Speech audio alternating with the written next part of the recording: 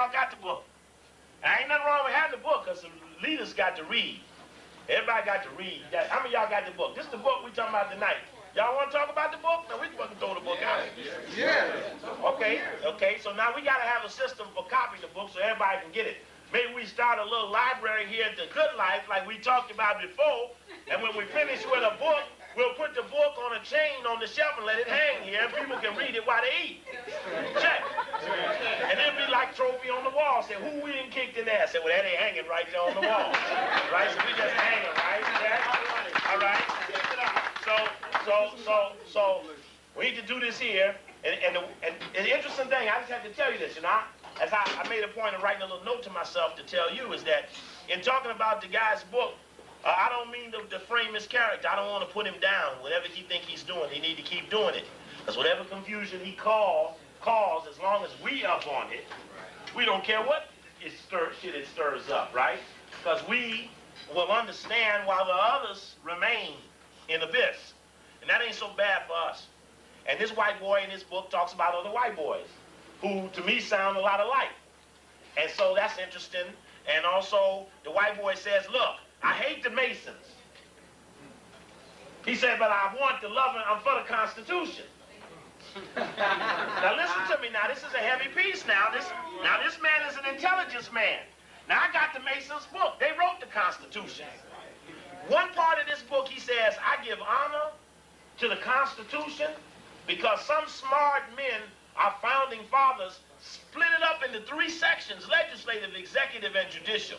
And that was a very smart, profound thing. Well, when I go over to the whodunit book, when you look in the Mason book, that smart little idea is actually an idea from the guy who he say he hurt, he don't like. It said right in the book, it says, the significance of Freemasonry's influence on the Constitution cannot be overstated. Cannot be overstated. Now, this is written by the head potentate dude. Now, we got to get the source. That's Henry Clausen, whose brother was A.W. Clausen, who ran the Bank of America. Check. Yeah. Right, this is California. He was head of the California boys before he became head of the nation boys of the Masons. So he still lives here now. See, it says here, his other positions, past Grand Master of Masons in California, Sovereign Grand Inspector General in California, Sovereign Grand Commander of the Supreme Council, 33rd degree Mother Supreme Council of the world. Check. Yeah. And his brother was head of the World Bank while he was head of World Mason. Check. Check. Oh, okay. And they all live right here in California. Check. Okay, so we got good white source. Now let's go over here. I just got to keep repeating this. This is really overstatement. Freemasons conceived. What do you mean you conceived it? The sperm meet the egg. What'd you do? Right. Now you can't be too far away when you do that, can you? How close you got to be? Real close. Okay. So there's no doubt about it. If you conceived it, couldn't nobody else have done it, right? Because it couldn't have been too many people that close all at once. Check. So there's no doubt about it. Who did it? Right. Freemasons conceived, argued. See, some of them got rejected. They didn't fertilize all of them. Some of them didn't make it. And ratified the immortal document, and ever since that historic convention in Independence Hall, Philadelphia, which is what Mark was talking about earlier, he was talking about the Philadelphia boys, Freemasons have given support to its preservation. One of the key issues of the Constitution was the creation of the Supreme Court of the United States as the final arbitrator. And it goes on to talk about that man, John Marshall. And it goes on to say that the Supreme Court set up the concept of judicial review and enforcement of the Constitution as the absolute law of the land. This was central to the Chief Justice. And then it talked about, over here, about how they split it up into 3 parts and how profound that was. As they went on to talk about all the Masons who was presidents. But the point is what I don't understand about what old boy is saying is that on one hand, he tells you don't get with the Masons, but on the other hand, he plays up Masonic things. And anybody know anything about how things go, no better than to be for the Constitution. Now, when I was talking to the guy in Atlanta, and I mentioned to him I was giving a lecture on Cooper's book, and the guy said, oh, Cooper was assassinated.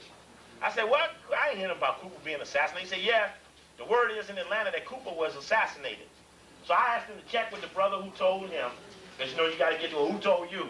Well, brother told me, well, you call brother ass right now and call me back, because I got to tell the people who are out here where Cooper lived, right? So he called me back. He called me back. He called me back, and he tell me that he ain't dead, and he told me that there was a hotline number, and somebody named Stan Barrington, and this was the hotline number, this Cooper hotline number, 310-281-8222. And that this hotline number is where the information flow, and that somehow somebody was spreading this rumor to help activate their program. I didn't quite get it. I know that when somebody starts spreading the rumor that you dead, you ain't, you better grab your ass, because you might be soon. That's right. Okay? And so somebody got to come up with some decision about how that works.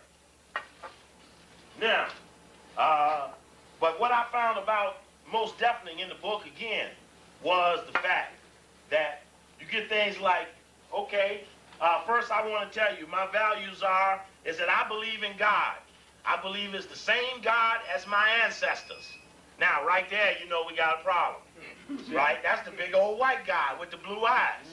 And we know that ain't God. That's right. So when he stand up and say that I give my support to that guy, we know right away that we on the devil alliance, right? Because this thing is an opposite. Check. So now we had to give some knowledge to that. Now there's some parts of the book that are good. There's some parts in the book that I'm gonna go through each chapter. I'm gonna rate them for you. There's some parts of the book I think are good. I think everybody should have access to every book that has any general level of information on these subjects, because you even have to give weight to deception. And so you have to have access to the information to give weight to it.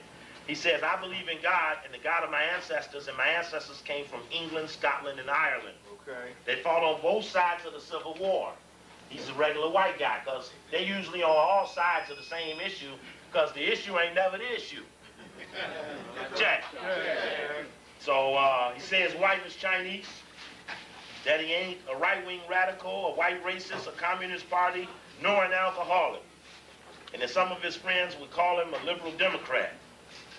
And that he says a little Cherokee blood in his family, and that didn't nobody want to talk about it. He also mentioned something I thought was interesting. He says that his father was a U.S. Air Force Lieutenant Colonel named Milton Cooper. And I thought what was interesting about that is that in the book by Steele, this guy who we debated on the radio in Washington, in the book by Steele opens up his book with a scenario from his father, who also is a retired lieutenant colonel. And I thought it was interesting that the books are on the scene basically sort of saying some of the same things, but they're sons of the military.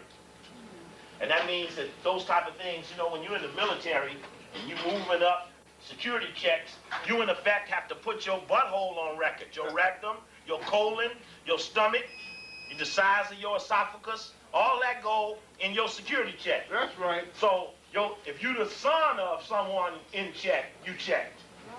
If you didn't check yourself on top of that check, you the double check. Ain't much about you that you don't offer up to them to be a part of what they're doing. Another part in here, he mentions that he signed certain secrecy agreements over some of the information that he had to read. And the question always becomes, do you still, somebody's tape went off, do you still abide by those secrets?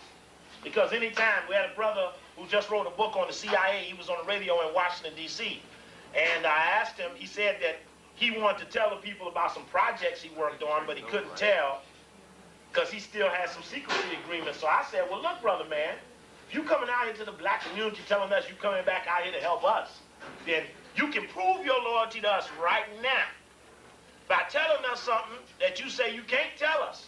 Because this is how you have to prove your loyalty to us. Because as long as you upholding his security agreement, you are still protecting his security. That's right. Which means you are still him without pay.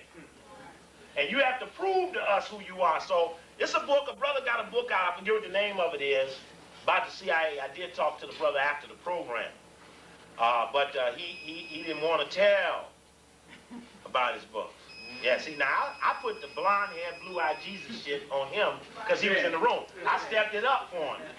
Because I don't want you to feel uncomfortable because one of them show up. Surely we ain't got no security problem with one of him. Right? They got to do better than that. That's right. So if it be one of y'all, before it be one of them, they too obvious. Check. See, I wouldn't have never worked, would it? Right? Okay. But if it was in the bathroom, it'd be a lot easier, wouldn't it? All right.